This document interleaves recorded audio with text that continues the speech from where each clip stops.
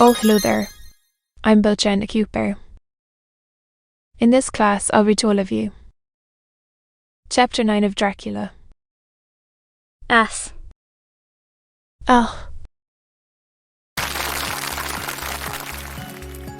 Dracula. Bram Stoker. Chapter 9. Thado. Mina Harker to Lucy Westenra. Budapest. 24 August. My dearest Lucy, I know you will be anxious to hear all that has happened since we parted. At the railway station at Whitby. Well, my dear, I got to Hull alright, and caught the boat to Hamburg, and then the train on here. I feel that I can hardly recall anything of the journey, except that I knew I was coming to Jonathan, and that as I should have to do some nursing, I had better get all the sleep I could. I found my dear one, all so thin and pale and weak looking.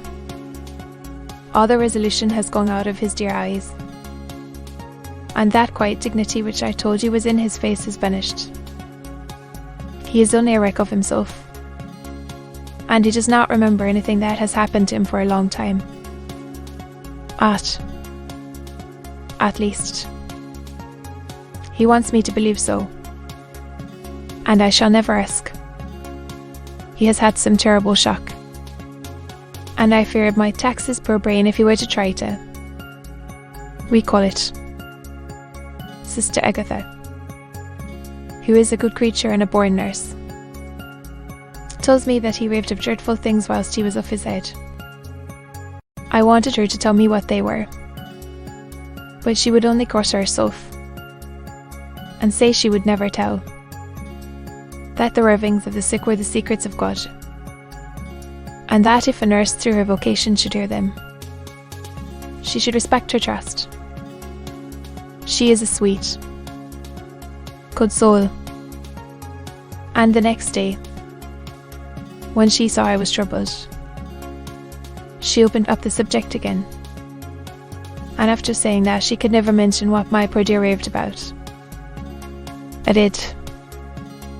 I can tell you this much, my dear, that it was not about anything which he has done wrong himself, and you, as his wife-to-be, have no cause to be concerned.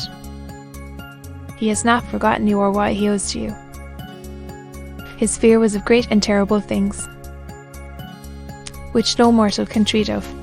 I do believe the dear soul thought I might be jealous lest my poor dear should have fallen in love with any other girl.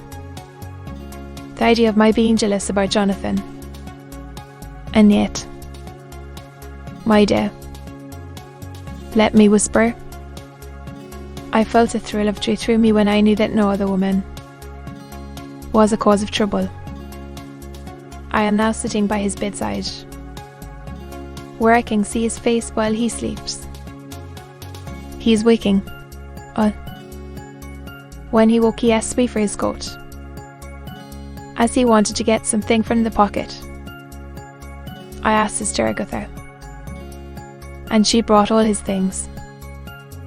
I saw that amongst them was his notebook, and was going to ask him to let me look at it, for I knew then that I might find some clue to his trouble, but I suppose he must have seen my wish in my eyes, for he sent me over to the window, saying he wanted to be quite alone for a moment.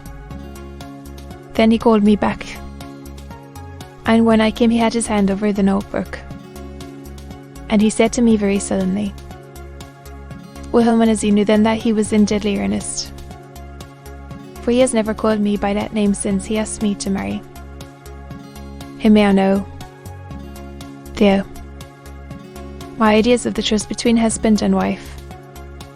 There should be no secret, no concealment.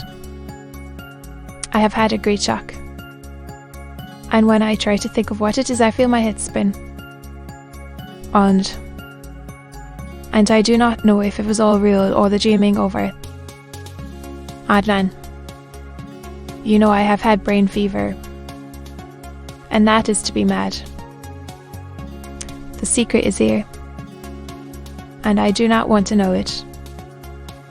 I want to take up my life here, with our marriage, thorough. My day. We had decided to be married as soon as the formalities are complete. Are you willing? Wilhelmina, to share my ignorance? Here is the book. Take it and keep it. Read it if you will, but never let me know. Unless, indeed, some solemn duty should come upon me to go back to the Bashars. Asleep or awake. Say Normad. Recorded here. He fell back exhausted, and I put the book under his pillow and kissed him. I have asked Sister Agatha to beg the Superior to let our wedding be this afternoon, and I'm waiting her reply. She has come and told me that the chaplain of the English Mission Church has been sent for. We are to be married in an hour, or as soon after as Jonathan awakes. Lucy, the time has come and gone. I feel very solemn, but very, very happy. Jonathan woke a little after the hour, and all was ready, and he sat up in bed, propped up with pillows. He answered his I will firmly and strongly. I could hardly speak. My heart was so full that even those words seemed to choke me. The dear sisters were so kind. Please God, I shall never forget them. More the grave and sweet responsibilities I have taken upon me. I must tell you of my wedding present. When the chaplain and the sisters had left me alone with my husband, though. Lucy, it is the first time I have written the words my husband left me alone with. My husband. I took the book from under his pillow and wrapped it up in white paper and tied it with a little bit of pale blue ribbon which was round my neck, and sealed it over the knot with sealing wax. And for my seal I used my wedding ring. Then I kissed it and showed it to my husband, and told him that I would keep it so, and then it would be an outward and visible sign for us all our lives, that we trusted each other, that I would never open it unless it were for his own dear sake or for the sake of some stern duty. Then he took my hand in his, and no, Lucy, it was the first time he took his wife's hand, and said that it was the dearest thing in all the wide world, and that he would go through all the past again to win it, if need be. The poor dear meant to have said a part of the past, but he cannot think of time yet, and I shall not wonder if at first he mixes up not only the month, but the year. But, my dear, what could I say? I could only tell him that I was the happiest woman in all the wide world, and that I had nothing to give him except myself, my life, and my trust, and that with these went my love and duty for all the days of my life. And then, my dear, when he kissed me and drew me to him with his poor weak hands, it was like a very solemn pledge between us. Lucy dear, do you know why I tell you all this? It is not only because it is all sweet to me, but because you have been, and are, very dear to me. It was my privilege to be your friend and guide when you came from the schoolroom to prepare for the world of life. I want you to see now and with the eyes of a very happy wife. Whither duty has led me, so that in your unmarried life you too may be all happy as I. My dear, please Almighty God, your life may be all promises. A long day of sunshine, with no harsh wind, no forgetting duty, no distrust. I must not wish you no pain, for that can never be. But I do hope you will be always as happy as I am now. Goodbye, my dear. I shall post this at once, and perhaps write you very soon again. I must stop. For Jonathan, this waking you must attend to my husband. That Lucy was to Mitamina Harker. Would be 30 August. My dearest Mina, oceans of love and millions of kisses. And may you soon be in your own home with your husband. I wish you could be coming home soon enough to stay with us here. The strong air would soon restore Jonathan. It has quite restored me. I have an appetite like a cormorant. I'm full of life, and sleep well. You will be glad to know that I have quite given up walking in my sleep. I think I have not stirred out of my bed for a week. That is when I once got into it at night. Arthur says I am getting fat. By the way, I forgot to tell you that Arthur is here. We have such walks and drives, and rides, and rowing, and tennis, and fishing together. And I love him more than ever. He tells me that he loves me more, but I doubt that. For at first he told me that he couldn't love me more than he did. Then, but this is nonsense. There he is, calling to me.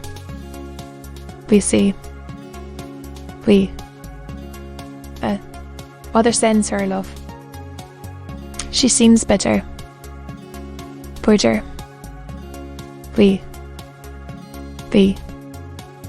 Doctor. Sir's diary. 20 August. The case of Renfield grows even more interesting. He is now so far quieted that there are spells of cessation from his passion.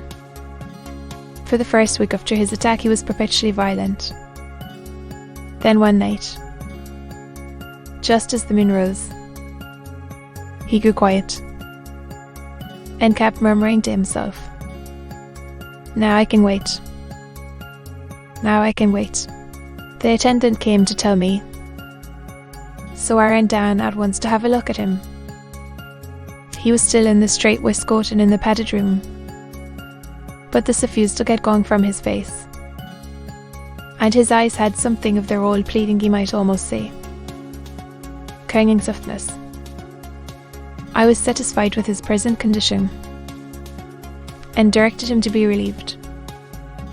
The attendants hesitated, but finally carried out my wishes without protest. It was a strange thing that the patient had humour enough to see their distrust. For, coming close to me, he said in a whisper, all the while looking furtively at them, "They think I could hurt you. Fancy me hurting you." It was soothing, somehow, to the feelings to find myself dissociated even in the mind of this poor madman from the others. But all the same I do not follow his thought. Am I to take it that I have anything in common with him, so that we are, as it were, to stand together? Or is he to gain from me some good so stupendous that my well-being is needful to him? I must find out later on. Tonight he will not speak. Even the offer of a kitten or even a full-grown cat will not tempt him. he will only say, "I don't take any stuck in cats. I have more to think of now. And I can wait." After a while I left him. The attendant tells me that he was quiet until just before dawn, and that then he began to get uneasy, and at length violent, until at last he fell into a paroxysm which exhausted him so that he swooned into a sort of coma. 3 nights has the same thing happened, the violent all day, then quiet from memories to sunrise. I wish I could get some clue to the cause. It would almost seem as if there was some influence which came and went. Happy thought. We shall tonight play same wits against mad ones. He escaped before without our help. Tonight he shall escape with it. We shall give him a chance, and have the men ready to follow in case they are required. 23 August. The unexpected always happens. How will this really new life? Our bird, when he found the cage open, would not fly. So all our subtle arrangements were for naught. At any rate, we have proved one thing, that the spells of quietness last a reasonable time. We shall in future be able to use his bonds for a few hours each. There. I have given orders to the night attendant merely to shut him in the padded room when once he is quiet, until an hour before sunrise. The poor soul's body will enjoy the relief even if his mind cannot appreciate it. Hark! The unexpected again. I am called. The patient has once more escaped. Later, another night adventure. Brenfield artfully waited until the attendant was entering the room to inspect. Then he dashed out past him and flew down the passage. I sent word for the attendants to follow. Again he went into the grounds of the deserted house, and we found him in the same place, pressed against the old chapel door. When he saw me he became furious, and had not the attendant seized him in time, he would have tried to kill me. As we were holding him, a strange thing happened. He suddenly redoubled his efforts, and then as suddenly grew calm. I looked round instinctively, but could see nothing. Then I caught the patient's eye and followed it, but could trace nothing as it looked into the moonlit sky except a big bat, which was flapping its silent and ghostly way to the west. Bats usually wheel and flit about, but this one seemed to go straight on, as if it knew where it was bound for or had some intention of its on. The patient grew calmer every instant, and presently said, "You needn't tie me. I shall go quietly." Without trouble we came back to the house. I feel there is something ominous in his calm, and shall not forget this night. Helen. 24 August. I must imitate Mina, and keep writing things down. Then we can have long talks when we do meet. I wonder when it will be. I wish she were with me again, for I feel so unhappy. Last night I seemed to be dreaming again just as I was at Rugby. Perhaps it is the change of air, or getting home again. It is all dark and horrid to me, for I can remember nothing, but I am full of vague fear, and I feel so weak and worn out. When Arthur came to lunch he looked quite grieved when he saw me, and I hadn't the spirit to try to be cheerful. I wonder if I could sleep in Mother's room tonight. I shall make an excuse and try. 25 August. Another bad night. Mother did not seem to take to my proposal. She seems not too well herself, and doubtless she fears to worry me. I tried to keep awake, and succeeded for a while, but when the clock struck 12 it waked me from a doze, so I must have been falling asleep. There was a sort of scratching or flapping at the window, but I did not mind it. And as I remember no more, I suppose I must then have fallen asleep. More bad dreams. I wish I could remember them. This morning I am horribly weak. My face is ghastly pale, and my throat pains me. It must be something wrong with my lungs, for I don't seem ever to get air enough. I shall try to cheer up when Arthur comes, or else I know he will be miserable to see me so. That Arthur home with the doctor. Sued. Albemarle Hotel. 31 August. My dear Jack, I want you to do me a favour. Lucy is ill. That is, she has no special disease, but she looks awful, and is getting worse every day. I have asked her if there is any cause. I do not dare to ask her mother, for to disturb the poor lady's mind about her daughter in her present state of health would be fatal. Mice. Westinner has confided to me that her doom is spoken diocese of the heart for Lucy. Does not know it yet. I am sure that there is something preying on my dear girl's mind. I am almost distracted when I think of her. To look at her gives me a pang. I told her I should ask you to see her, and though she demurred at first, you know why, Old Phyllis finally consented. It will be a painful task for you, I know. Old friend, what it is for her sake, and I must not hesitate to ask, or you to act. You are to come to lunch at Hillingham tomorrow, 2 o'clock, so as not to arouse any suspicion in my Swerstenra and after lunch. Lucy will take an opportunity of being alone with you.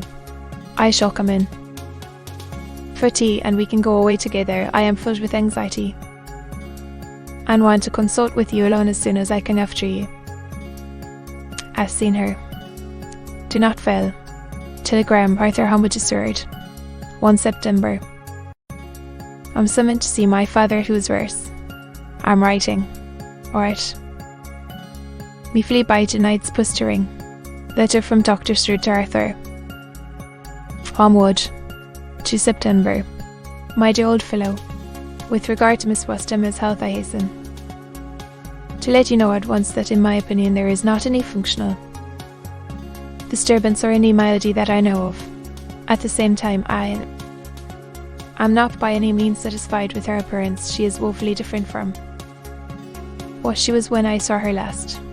Of course you must bear in mind that I did not have full opportunity of examination such as I should wish. Our very friendship makes a little difficulty which not even medical science or custom can bridge over. I had better tell you exactly what happened, leaving you to draw in a measure your own conclusions.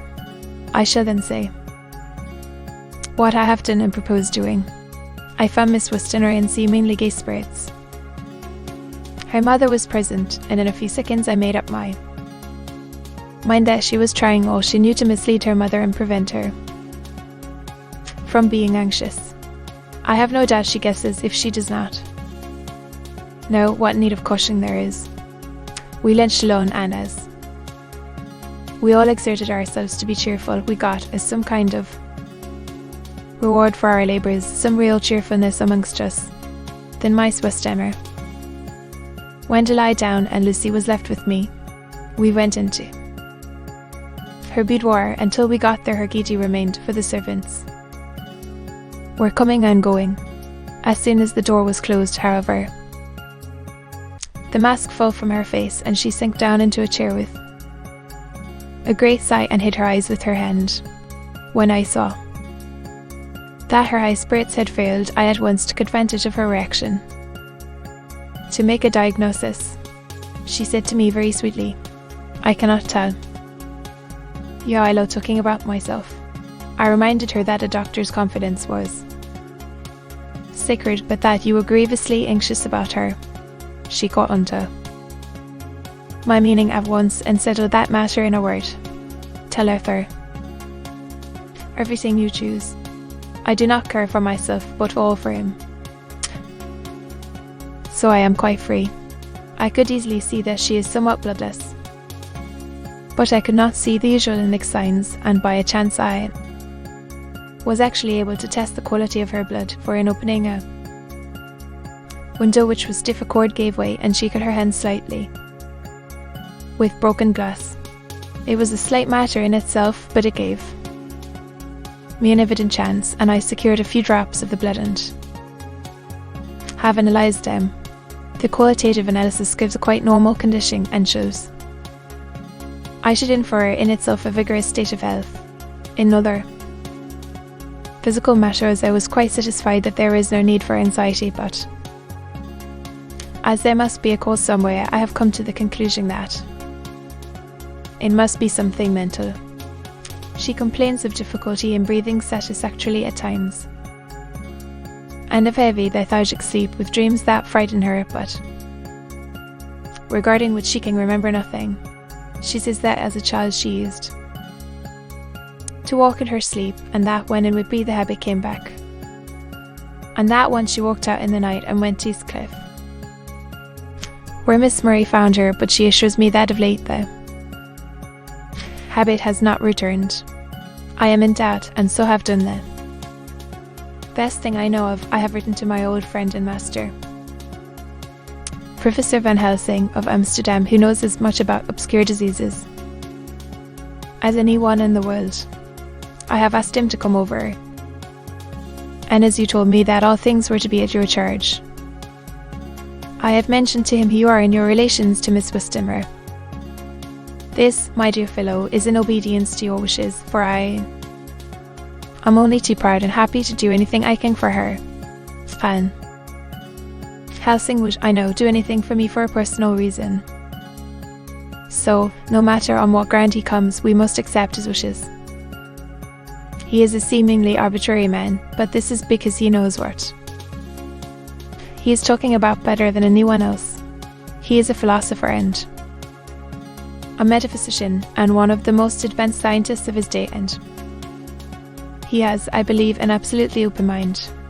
This with an iron nerve, a temper of the iceberg, an indomitable resolution, self-command, and toleration exalted from virtues to blessings, and the kindliest and truest heart that beats these form his equipment for the noble work that he is doing for mankind, work both in theory and practice, for his views are as wide as his all-embracing sympathy. I tell you these facts that you may know why I have such confidence in him. I have asked him to come at once. I shall see Miss Westenra tomorrow again. She is to meet me at the store, so that I may not alarm her mother by too early a repetition of my call. Yours always, Letter Abraham Van Helsing, M.D. Deef. Delit, etc., etc., to Dr. Seward. To September. My good friend, when I have received your letter, I am already coming to you. By good fortune, I can leave just at once, without wrong to any of those who have trusted me. Were fortune other, then it were bad. For those who have trusted, for I come to my friend when he call. Meet aid those he holds dear. Tell your friend that when that time he suck from my wound so swiftly the poison of the gangrene from that knife, that our other friend, too nervous that slip, you did more for him when he wants my aids, and you call for them than all his great fortune could do. But it is pleasure added to do for him, your friend. It is to you that I come. Have then rooms for me at the Great Eastern Hotel, so that I may be near to hand. And please us arrange that we may see the young lady not too late on tomorrow, for it is likely that I may have to return here that night. But if need be, I shall come again in 3 days, and stay longer if it must. Till then, goodbye, my friend John. Better. Dr. Sir Johann Arthur Homeward. 3 September. My dear Art. Van Helsing. has come and gone. He came on with me to Hillingham and found that by Lucy's discretion her mother was lunching out, so that we were alone with her. Van Helsing made a very careful examination of the patient. He is to report to me, and I shall advise you, for of course I was not present all the time. He is, I fear, much concerned, but says he must think. When I told him of our friendship and how you trusted me in the matter, he said, "You must tell him all you think. Tell him what I think if you can guess it, if you will." Nay, I am not jesting. This is no jest, but life and death, perhaps more. I asked what he meant by that, for he was very serious. This was when we had come back to town, and he was having a cup of tea before starting on his return to Amsterdam. He would not give me any further. You must not be angry with me, Art, because his very reticence means that all his brains are working for her good. He will speak plainly enough when the time comes, be sure. So I told him I would simply write an account of our visit, just as if I were doing a descriptive special article for the Daily Telegraph. He seemed not to notice, but remarked that the smuts in London were not quite so bad as they used to be when he was a student here. I am to get his report tomorrow if he can possibly make it. In any case, I am to have a letter. Well, as to the visit, Lucy was more cheerful than on the day I first saw her, and certainly looked better. She had lost something of the ghastly look that so upset you, and her breathing was normal. She was very sweet to the professor, as she always is, and tried to make him feel at ease, though I could see that the poor girl was making a hard struggle for it. I believe Van Helsing saw it too, for I saw the quick look under his bushy brows that I knew of old. Then he began to chat of all things except ourselves and diseases, and with such an infinite geniality that I could see poor Lucy's pretence of animation merge into reality. Then, without any seeming change, he brought the conversation gently round to his visit, and suavely said, "My dear young miss, I have the so great pleasure because you are so much beloved. That is much, my dear, ever were they that which I do not see. They told me you were down in the spirit, and that you were of a ghastly pale. To the mice say, puff," and he snapped his fingers at me and went on, "But you and I shall show them how. On they are. Hawking is in," he pointed at me with the same look and gesture as that with which once he pointed me out to his class, on, or rather after, a particular occasion which he never fails to remind me of. "Now anything of a young lady's? He has his mammons to play with, and to bring them back to happiness, and to those that love them. It is much to do, and oh, but there are rewards in that we can bestow such happiness. But the young ladies, has no wife nor a daughter, and the young do not tell themselves to the own, but to those like me who have known so many sorrows and the causes of them. So, my dear, we will send him away to smoke the cigarette in the garden, whiles you and I have little took all to ourselves." I took the hint and strolled about, and presently the professor came to the window and called me in. He looked grave, but said, "I have made careful examination, but there is no functional cause. With you I agree that there has been much blood lost. It has been, but is not. Both the conditions of her are in no way amic. I have asked her to send me her maid, that I may ask just one or two question, that so I may not chance to miss nothing. I know well what she will say, and yet there is always cause for everything. I must go back home, and then you must send me the telegram every day, and if there be cause I shall come again. The Jaizesi for not to be all well is a Jaizesi interests me, and the sweet young dear she interests me too. She'd charm me in for her, if not for your disease.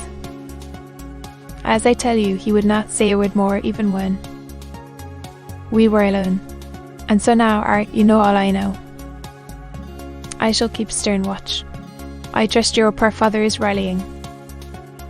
It must be a terrible thing to you, my dear old fellow, to be placed in such a position between two people who are both so dear to you.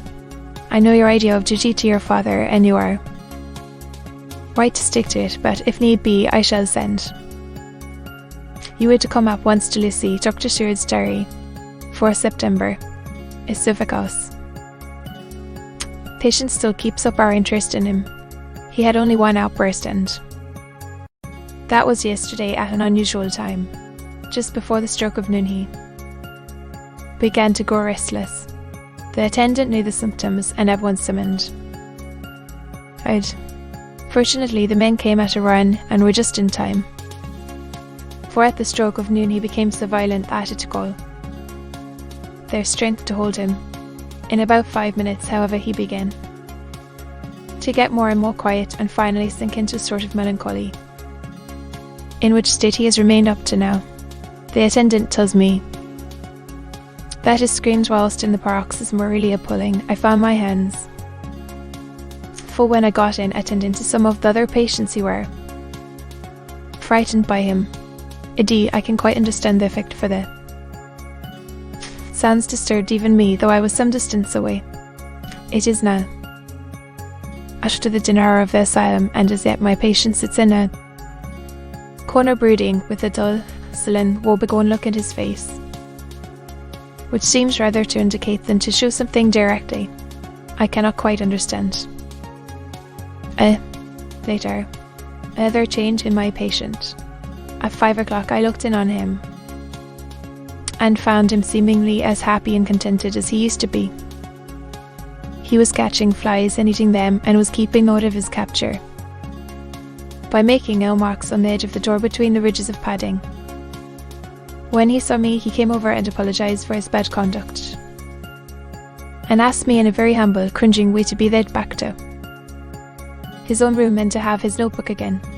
I thought it well to humour him, so he is back in his room with the window open. He has the sugar of his tea spread out on the windowsill and is reaping quite a harvest of flies. He is not now eating them, but putting them into a box as of old, and is already examining the corners of his room to find a spider. I tried to get him to talk about the past few days, for any clue to his thoughts would be of immense help to me, but he would not rise. For a moment or two he looked very sad, and said in a sort of faraway voice, as though saying it rather to himself than to me, all over, he has deserted me. No hope for me now unless I do it for myself. Then suddenly turning to me in a resolute way, he said, Doctor, won't you be very good to me and let me have a little more sugar? And the flies? I said, yes, the flies like it too, and I like the flies, therefore I like it. And there are people who know so little as to think that madmen do not hug you. I procured him a double supply, and left him as happy a man as, I suppose, any in the world. I wish I could fathom his mind. Midnight. Another change in him. I had been to see Miss Westenra, whom I found much better, and had just returned, and was standing at our one gate looking at the sunset, when once more I heard him yelling. As his room is on this side of the house, I could hear it better than in the morning. It was a shock to me to turn from the wonderful smoky beauty of a sunset over London, with its lurid lights and chateaux and all the marvellous tints that come on foul clouds even as on foul water, and to realise all the grim sternness of my own cold stone building, with its wealth of breathing misery, and my own desolate heart to endure it all. I reached him just as the sun was going down, and from his window saw the red disk sink. As it sank, he became less and less frenzied, and just as the deputy slid from the hands That held him an inert mass on the floor. It is wonderful. However, what intellectual recuperative power in it itself for within a few minutes. He stood up quite calmly and looked around him. I signalled to the attendants not to hold him, for I was anxious to see what he would do. He went straight over to the window and brushed out the crumbs of sugar. Then he took his fly box and emptied it outside and threw away the box. Then he shut the window and, crossing over, sat down on his bed. All this surprised me, so I asked him no. Said he, I am sick of all that rubbish. He certainly is wonderfully interesting study. I wish I could get some glimpse of his mind or of the cause of his sudden passion. Stop, there may be a clue after all if we can find why today's paroxysms came on at Einin and at sunset. Can it be that there is a malign influence of the sun at periods which affects certain actresses at times, the moon does others? The Chelsea. Telegram, Surd, London to Van Helsing, Amsterdam. Telegram. Surd, London to Van Helsing, Amsterdam. 5 September. Patient greatly improved. Out. Appetite, sleeps naturally, good spirits. Telegram, Surd, London to Van Helsing, Amsterdam. 6 September. Terrible change for the worse. Come at once. Do not lose an hour. To be continued.